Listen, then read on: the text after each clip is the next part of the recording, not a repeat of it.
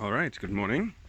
So today, brief conversation on the way to work about whether or not Sverigedemokraterna, SD, I would say far-right party in the Swedish system that has recently gotten quite good election results in the elections just the other day, whether or not it makes sense to compare Sverigedemokraterna with Nazis. Right? Good old Nazi comparison. Is Jimmie Åkesson in reality some sort of Hitler that just puts on the nice soft round face and then takes it off to reveal his mustache? What is going on there? So I think one of the issues here is that, of course, the argument that Sverigedemokraterna are Nazis, or fascists for that matter, is somewhat problematic in the sense that, well, I mean, what 20-something% are voting for them? That is at least one of the big points. Like, it's a relatively or very established party that is participating in a democratic process. Yeah, I mean, so were the Nazis, right? I mean, NSDAP was in similar ways an established party that participated in the process. Another point there that doesn't make sense, or that sort of comes up in this comparison, is that, well, Nazis did all these horrible things in the World War with the Holocaust. You know, I don't really need to summarize that. Sverigedemokraterna are not like that. They don't have that as a plan. They might have some xenophobic or very nationalistic tendencies and some background in alt-right or extremely right organizations in the past, but that's not necessarily who they are now. The comparison often is being made between Nazis, sort of the stereotypical Nazi, right? Pushing a child into a concentration camp gas chamber, and then some SD person.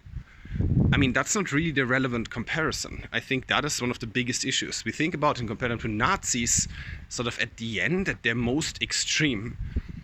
But that's not at all the relevant comparison. The relevant comparison for Sverigedemokraterna would be what the NSDAP looked like, just before it got that big election that they managed to turn into getting power in Weimar Republic. So that would be a comparison between Sverigedemokraterna now and SD somewhere 1930, maybe 1928, 1930, 1932. And at that point, if you compare both party program and also the way the rhetorics are working. For example, cute little elements like that Goebbels and Hitler specifically called out or asked their party members to tone down the visible anti-Semitism, because that didn't really fly with their more established, more conservative voting blocks, to tone down and to make that disappear for a while, even though it was still central elements in their internal communication and, of course, who they were, obviously, because we saw what happened afterwards. I think that is an interesting comparison. Like, that is really spot on comparing something to Sverigedemokraterna right now, or at least we cannot say that it's visibly different, right? From our perspective, that could just be what they're doing right now. Other interesting elements like that Nationalsocialisterna, the national NSDAP, were supported by conservative powers, by people who were working in organizations supporting big business, right? Because they were taking votes, they were taking energy away from socialist movements who were threatening exactly these sort of organizations and their ownership. That could make sense right now. We look at which side of the political bloc, organized along these sort of economic structures, is working with these sort of powers, Sverigedemokraterna or NSDAP in both cases, and that does make sense. So, if we're asking whether or not Sverigedemokraterna are Nazis, it's like, what do you compare to? There's no point to compare them to sort of that last SS elite soldier high on amphetamine hiding out in a corner somewhere in MG nest. That is not a meaningful comparison, because there obviously the answer is no, but also why would you compare to that?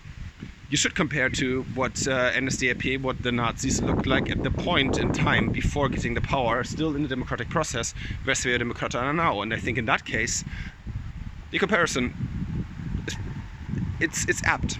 It can work. There's also elements that make it so that maybe it doesn't. One big point is that NSDAP has always been more explicitly anti-democratic. So we don't find, or at least not easily or not visibly, the same elements of open anti-democracy as a part of SD's program. So in that sense, there's a clear and visible and meaningful difference. And a second difference is that the NSDAP had much more presence in violent groups on the streets with the SR that were engaging in a sort of street fighting and violently taking over the country. Also, that is missing from Sverigedemokraterna if we look away from maybe but I don't think that's a full comparison to anything that is sort of Nordiska Motståndsrörelsen, which isn't quite the same but shares things, or these sort of events that we can sometimes see on Almedalsveckan. But it's not the same. That is a far cry from the ever-present street violence of the SR. So at that point, there's a difference. We can ask whether or not these elements are still necessary today for something to be, well, the reason why we do this comparison as well, right? Anti-democratic or fascist.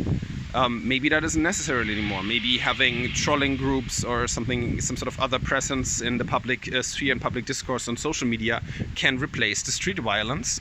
I think that's a valid discussion, and that's an interesting point, and we should have this discussion. But from a starting point, just saying that Sverigedemokraterna are not comparable to Nazis, or that that's somehow widening the term of what Nazis are, or that in itself might be unethical because you're sort of overusing a warning sign that we should really reserve for these very, very dangerous and special cases. I think that's missing the point. That at the point where that sort of Nazi is visible that one wants to compare to here, this extreme, then it's too late. There's nothing you can do about it except, another world war. The comparison, the meaningful one is, what was a Nazi? Well, 1928, 1930, and I think there the comparison can work. Thank you.